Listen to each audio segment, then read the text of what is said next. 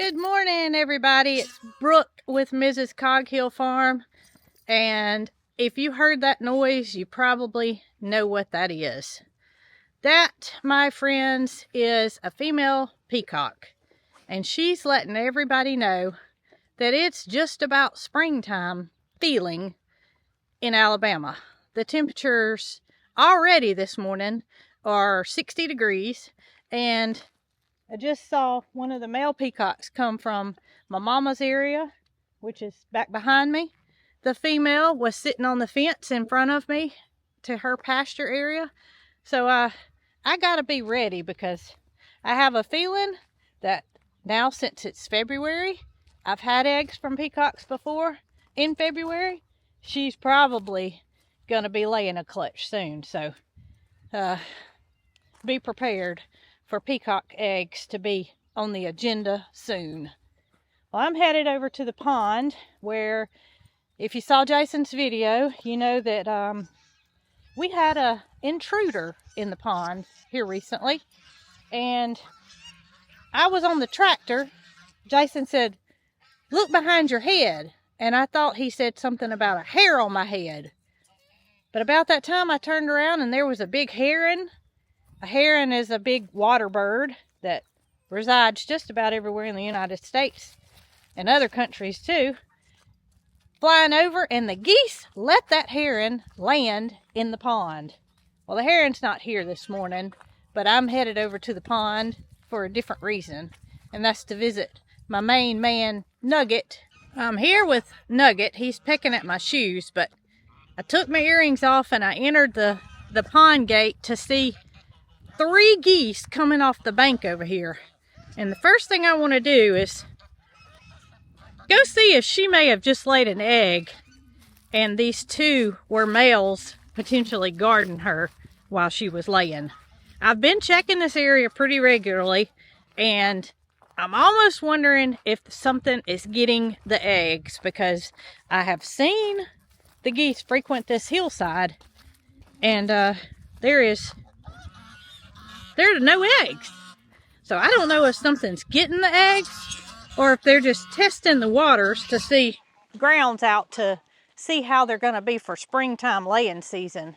But I am headed up this hill that Mr. Greg informed us we're going to have to do something about. And this hillside, as you guys I've shown you before, I can't cut this hillside with my tractor. It's too incredibly steep. I would like to, and I've actually backed down as far as I can, but I cannot cut this bank. And he said that I'm going to need to get some of this, especially the pine trees that are in here, gone, because it can potentially cause harm to the dam and maybe even cause it to start leaking. So I got to figure out a method to get all this stuff out. And I don't want to spray it, of course, because I don't want spray getting in the water, but I don't really know what the solution is. I want to get them out by the roots. They're going to come right back if I don't. While I'm looking at the pine trees, I can see that there's an area right here that's cleared out, like it may have been intended for egg laying. I don't think something got those eggs that quick. They just left the hillside. So Nugget just gave me a good peck on the hand while Goldie's over here looking herself. But quick gander around this area. Here's where the pine trees begin. Pine trees have a long tap root, and what that means is that root system goes just about straight down in the ground, whereas oak trees and hickory trees and other trees like that, their roots spread out. So we definitely don't want a root that goes straight down onto the back dam side of the pond that could harm the dam. So we got to figure out a way to get rid of that. I don't have any ideas right off. Do you, Nugget? What? Oh, goodness. All right, so my other goal today is to talk to y'all about Nugget and Goldie. And most of you already know this, but Nugget was a single emu for us. Now, when we went to pick Nugget up, we picked up 3 emus. So the other 2 emus were raised by their parents up until the point when we got them. And Nugget was never with the other emus. He had hatched first, and the daughter had brought him inside, and he was having lots of snuggle time with them, and he was just a special one. He was one that was so special to them that they were not going to part with unless they found the right home for him. But when they met us, they felt Nugget was meant to be with us, and he indeed went home with us, while the other 2 emus, brother and sister, who were named Pepita and Goldie, went to live with our friends Kathy and Stan at JK Farm, who had also been wanting emus for a long time. So Marycarl had been wanting emus for a long time, and we had a friend of ours that had a pair. So we got to see their behavior and got to know a few things about emus. And we wanted to know everything we possibly could before we made the decision at our farm to get an emu. Upon a lot of research to where we felt comfortable with bringing one into our family, we got Nugget. And this was several years ago, so then there was not as much information about emus available as there is now. And the person that had Nugget sold us the pair that was brother and sister, Pepita and Goldie, that went to Stan and Kathy, and Nugget, having no issues with them being brother and sister. Now that I think back on it, I even wonder if Nugget's parents, Goldie's parents, may have been siblings. I don't know that information. I don't stay in contact with the person that Nugget came from, and I have no way to know if it could be second generation with Goldie and Nugget being inbred. So at that time, Marycarl was young. She still had a lot of knowledge in birds. We know not to interbreed mammals, goats, cows, horses. We stay away from interbreeding mammals. Birds are a whole different scenario. Birds, you typically don't have a problem when you're interbreeding, and it's not an issue with the outcome of, I mean, how many chickens do you think are bought from hatcheries that came from the same mama and daddy? How many peafowl do you think are born from the same parents? It's not known to be a no-no to not interbreed birds like it is with mammals. Not a lot of research was out there about interbreeding emus. So much so that the family that sold us the pair, the brother and the sister, didn't have any problem with them interbreeding. Stan and Kathy were concerned about that initially, but once we were, told it wasn't an issue, then we went off what they said because there wasn't a lot of information available. So Pepita and Goldie went to live at JK Farm, where Goldie laid a couple of clutches of eggs. And those eggs never hatched at JK Farm. Pepita sat on the eggs, but nothing ever hatched from those eggs. We still didn't think too much about it. We just thought that the temperatures had been really cold when he was sitting, and it was probably the reason that the eggs didn't hatch.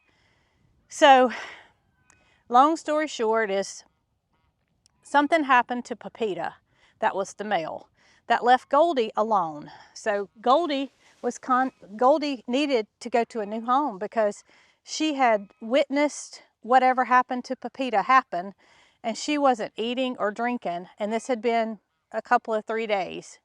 So Miss Kathy reached out to me and was afraid for Goldie's life. She wondered if there was any way that we could possibly rehome Goldie. If not, they understood. But this to us was an emergency situation, and I loaded my trailer up immediately and went and got Goldie. And we were always scared to add another emu with Nugget because of his behavior. We felt like since he had never been with another emu that he may change and he may become potentially aggressive, or it may change him, but we've also felt we had to do this for Goldie's sake and for Kathy and Stan's sake. So with no problem adding siblings together, since Pepita and Goldie had always been together, we did so. And it took Nugget a minute to warm up to Goldie. There was never any bad behavior, so to speak. They just didn't initially connect. So time goes on, and then the next thing we know is they're becoming, more and more together. Still not together at all times. You'll see one and you'll know the other one is nearby, but they're not like peas and carrots by all means. They'll be in different parts of the pasture. Next thing we know, Goldie's laying eggs. Woohoo! Goldie's laying eggs. That's great, right? So Nugget sits on the eggs. We let Nugget sit up until they started stinking, and there were flies that were starting to get on him. It was getting hot outside, and we decided to take a couple of the eggs out from under him to see what was going on. And absolutely none of those eggs had development inside of them.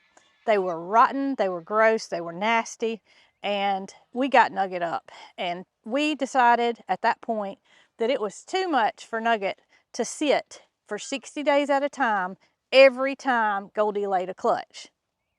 So that being said, Goldie laid another clutch, and that's when we decided we were going to pull the eggs, because first of all, what were we going to do with a bunch of baby emus running around?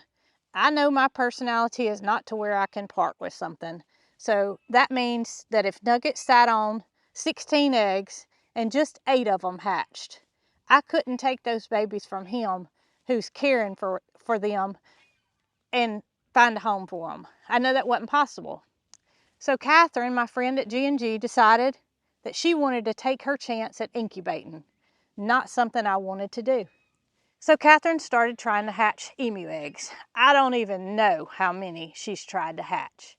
And she has indeed opened some up that didn't get to the complete hatching stage.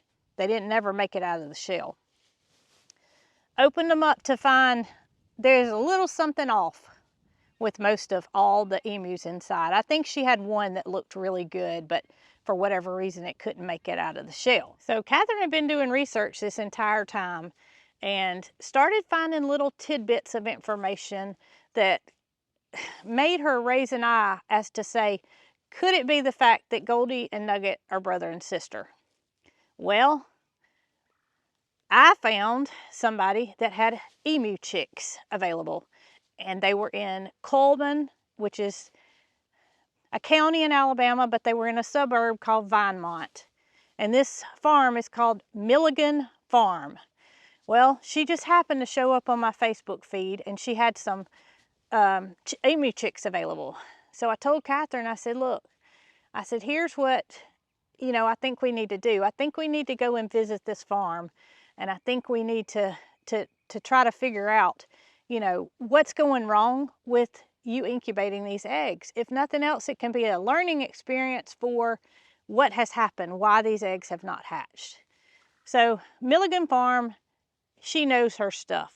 She has been breeding emus for lots of years. She has knowledge of genetics. She has knowledge of color breeding. She just knows a lot more than we do. First thing she tells us is, if you are interested in purchasing emu chicks, you can't buy a brother and sister from her. She won't do it.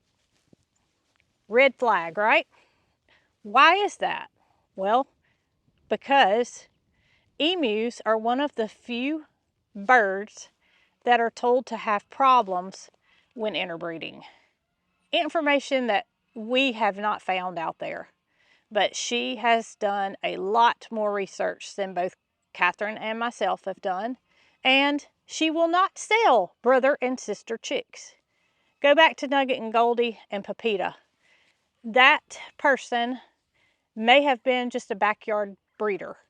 Needless to say, I don't think they knew that there would be any problems with interbreeding, or else they probably wouldn't have sold us Nugget and Goldie and Pepita all at the same time, knowing they were going to live. Pepita and Goldie were going to live together and Nugget was going to be at our home. I don't think that was the case at all. I think it was just a fact of lack of information out there and them not knowing that this could potentially be harmful to chicks. So much so that I'm in question to if Nugget and Goldie's parents weren't brother and sister. So here I am today, walking around the pasture, looking for eggs. Goldie has still been laying eggs pretty non-stop, y'all. It's to the point where excuse you, mister. That was Nugget. That was his burping sound. It's to the fact that there was a time when Goldie laid 2 eggs and he started sitting on them. He started sitting on them before I knew that she had even laid them. I don't care how many times I walk around this pasture. They can disguise them and cover them up with leaves to where you would never know there was any eggs being laid. We're not letting him sit. We can't let that happen because of the potential that may happen with a defect if he does sit. So I'm taking the eggs, right? Here I am right here on the side of the pasture that joins up to the goat pen. Right here out in plain sight. Doesn't happen very often that they're in plain sight, but maybe, just maybe, she laid this one just by accident. It's on top of the ground. Look at how white it is. It's almost as if the ink ran out of the cartridge. So I know this egg's been here a minute and I didn't see it. It's green, it blended in with the landscape, and this egg is, I'm betting, not the only egg in this pasture. She has laid across the pasture by the dam. She has laid over where I feed them. It's no rhyme or reason for the spot that she picks to lay her eggs. She wants to have babies, and that's what emus do in the wild. In the wild, they don't stick with the mate. The female will go, she'll breed with the male, and then she'll go off and she'll breed with another male. And she lays eggs.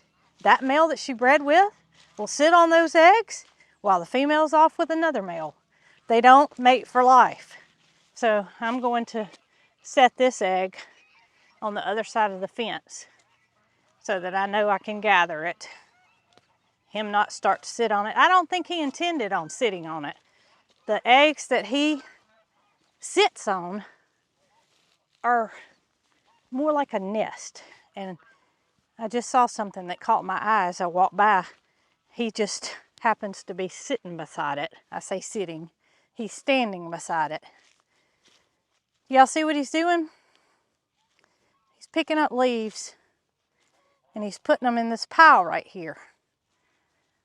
Well, that tells me as I walk by it, there's probably eggs there. And I probably need to check it out.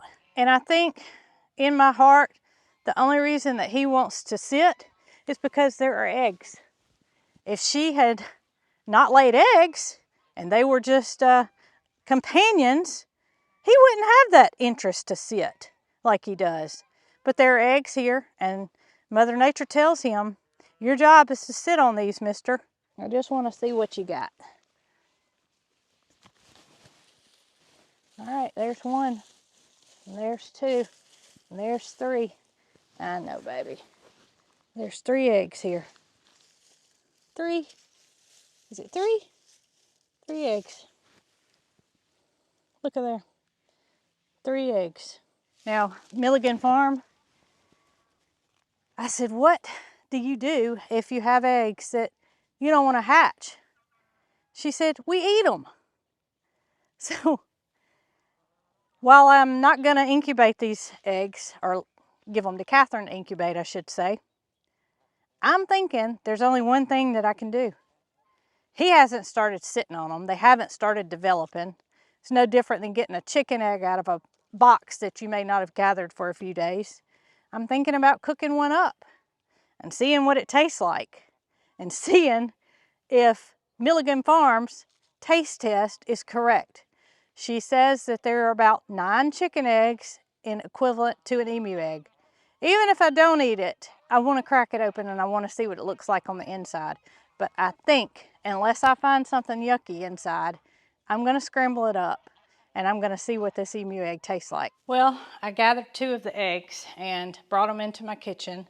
I've already washed one of them off, and I've gotten a chicken egg that I had stored away here for us to eat. I want to show y'all the size difference. So here's the egg that I gathered that was dirty, what it looked like outside. Here's the one that I just washed, and y'all look at the difference in the emu egg and the chicken egg. Now I'm eager to crack this emu egg open and see what it looks like. But first I want to put it on a scale and see how much it weighs, what the weight difference is in the chicken egg and the emu egg. All right, so I got my scale set to ounces, and let's look at the chicken egg first. So the chicken egg, goodness, can't get it focused right, but I hope y'all can see that. It's 2.25 ounces. 2.25 ounces. All right, so here goes the clean emu egg. Don't roll off. Don't roll off. I don't need an emu egg cracked on my counter. All right. So let's let it come to a stop. It's definitely stopped. And we are at 1 pound, 7.75 ounces. So 1.5 pounds. 1.5 pounds versus 2 ounces. So now I'm gonna crack the chicken egg open in a bowl, in the same kind of bowl that I'm gonna crack the emu egg in, just so we can see the difference in volume. All right, obviously you can see the chicken egg. You know what a chicken egg looks like. We want to be able to, and I am just about gonna bet you I'm gonna have a hard time cracking the shell on this, but let's see how hard the shell actually is. And I don't really know how to crack one, if countertop's the best way or a tool. I guess I should have asked PETA at Milligan Farm how to crack an emu egg, because I just don't have much experience. Here goes. Ooh, goodness. All right, so one whack, and you can see the crack it made. I hope it doesn't bust all over the counter. And I don't want shell all in the egg for sure. All right, I'm to the contents. I'm just gonna try to pull it apart here without making, that's not gonna work. All right, let me get something to kind of hit it with. A spoon might be my friend because I don't want to turn it back upside down. All right, now maybe we can pull it apart. I don't want to break the yolk either. Oh my goodness. Do y'all see that? Oh. Okay, so I've never cracked one open in a bowl. Look at the difference. I hate the yolk busted on the chicken one because you really can't do, it looks like a sunshine, literally, like you were drawing a sunshine. And the yolk, the white itself is a lot more yellow than the white in the chicken egg. I mean, you can visibly see the difference. It looks pretty good to me, y'all. I'm gonna scramble it up and see what happens. Did mention to Jason that Milligan Farm eats their eggs when they're not collecting them to incubate or for a male to sit on, that they eat them. And he said, you're not thinking about us eating them, are you? I said, well, it crossed my mind. So I may be alone in this taste test. However, I am gonna give Jason the opportunity to give it a taste once I get it scrambled up and see what he thinks. So before I discard the shell, I want to show y'all how white the inside of the emu egg is. I've already thrown the shell in the garbage to the chicken egg, but I want to get it out because it's got me curious. All right, so the color of the inside of the chicken egg is the actual outside color of the shell. But in the emu egg, the inside of the shell is bright, bright white. Interesting. Look at the difference. So there's no doubt I'm going to need a big skillet for this. So I'm going to use a large cast iron skillet for the emu egg, and I'm also going to use a smaller cast iron skillet for the chicken egg. So there shouldn't be any variation in the way I cook it. All right, so here goes the fun part. I'm going to try to scramble this yolk. The bowl is actually a little bit too small for what I'm doing. All right, so they're both scrambled. Now for a little butter in the skillet.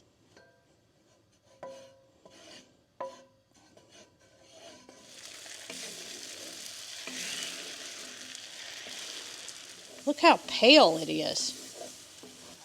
Versus, I guess there's, you know, while it looked like a lot of volume of yolk in the emu egg, I guess there's probably a lot more volume worth of yolk in a chicken egg when you're comparing the size of the egg. My oh my, what perfect timing. I heard the dog starting to bark as soon as I was plating it up, and I said, goodness gracious, you're not going to believe this, Jason. Guess what this is? I think you can see the shell, and I've already talked to you about what I plan to do. Yeah. But you didn't know it was actually going to be ready at the same instance that you arrived. No.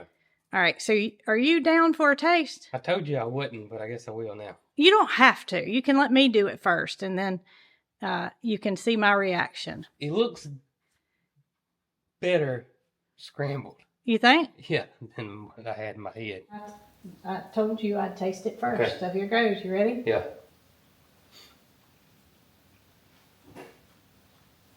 I'm using my fork for both of them because I don't want... Jason's been sick. I'm sure all of y'all know that. But I don't want what he has. Okay? Your turn.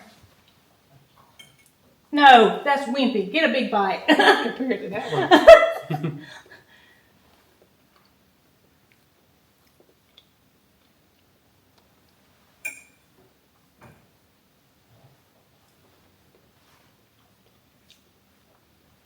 This, of course, the chicken egg's better. Well, I don't have any objection to the emu egg. I will say the emu egg is not bad at all. It's a texture thing. It's real fluffy. It is. Way more fluffier than a chicken scrambled egg. Now, the chicken scrambled egg's got that buttery. It's richer. The chicken egg is richer. That's more bland. This is more bland, but... It's not gamey, though. To me, it's like, you know, I've had some people reach out to me and tell me if I want to make fluffy scrambled eggs, then I can add a tablespoon of water, potentially, to make it fluffier. And that's kind of the way I imagine fluffy eggs. I think so. You're not going to have another bite? You don't have to. I wanted it's not that I don't like it. You've already eaten. I've already eaten. And if I hadn't had the chicken egg right behind it. But look, Jason. Oh, yeah. Look at the difference. That's unreal. I said, you know, if you could have a female emu and her lay eggs without a male. That'll feed 2 people. 2? 22. That's big. No, seriously, that will feed a family. Yeah, 3 for sure. That will definitely. If you had other fixings with it, toast or grits or sausage or bacon. Hey. That'd be a lot of. Marycarl hadn't had breakfast yet. Think she'll eat it? No. You don't? No, I don't. You can ask her. Well, if you had a emu and she laid eggs without a male, and the male wasn't going to sit on them, I don't even know if that's possible. Yeah. Because they might have to be stimulated in order to lay eggs. That's a good option. That's a lot of eggs. That would definitely feed your family. But I bet it'd make a good omelet. Oh, I bet it would too. Yeah. So I hope you enjoyed the emu taste test egg. And until next time, y'all be good.